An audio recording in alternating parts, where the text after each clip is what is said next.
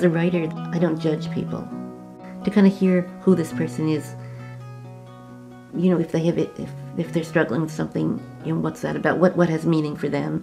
And maybe I've always tried to use the writing as something that will bring them some joy and bring them some, help them write about some of the good things in their lives as well as the difficult things.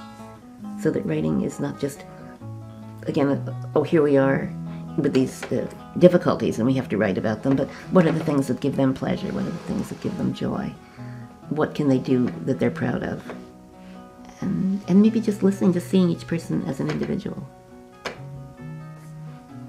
It's bringing out the voice of the people. Her whole face lit up. It was just such a beautiful thing to see her face light up in this smile. And I've noticed that as she's been coming to the writing workshops, her writing has become much richer.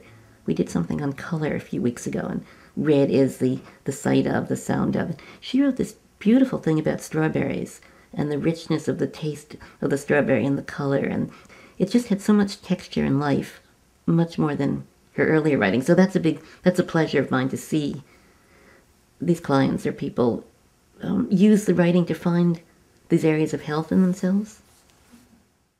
There was a little section on quilting, and it's really, we feel this is a really good metaphor for writing, because you're taking all these bits and pieces, and as someone said, it's stitched together with love, and it's stitched together carefully so all the bits and pieces come together.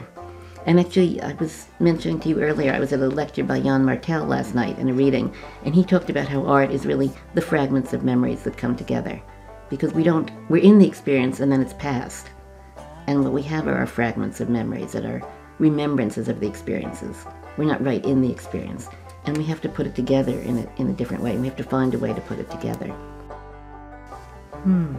Okay, do I have a favorite quote? Which is, I'm not only a survivor, I'm also a warrior. Which means not just fighting, but it means, you know, the courage to do what you need to do in life, I think.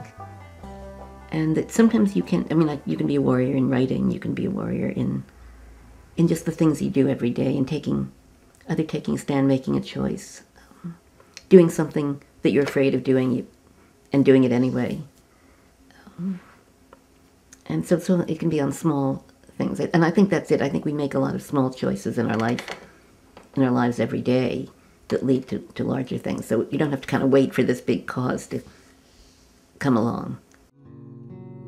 I have a friend whose father used to sit down at the dinner table with all the children and say, what did you do to help humanity today? And we didn't have that in my house, so I didn't grow up with that kind of thing. But I think it was a sense that you do something to help humanity. There's a Jewish concept of tikkun olam, which is saving the world, even if you do a very small thing. I think that's the sense I grew up with. We have one mouth but two ears, so we need to listen twice as much as talk, or twice as hard.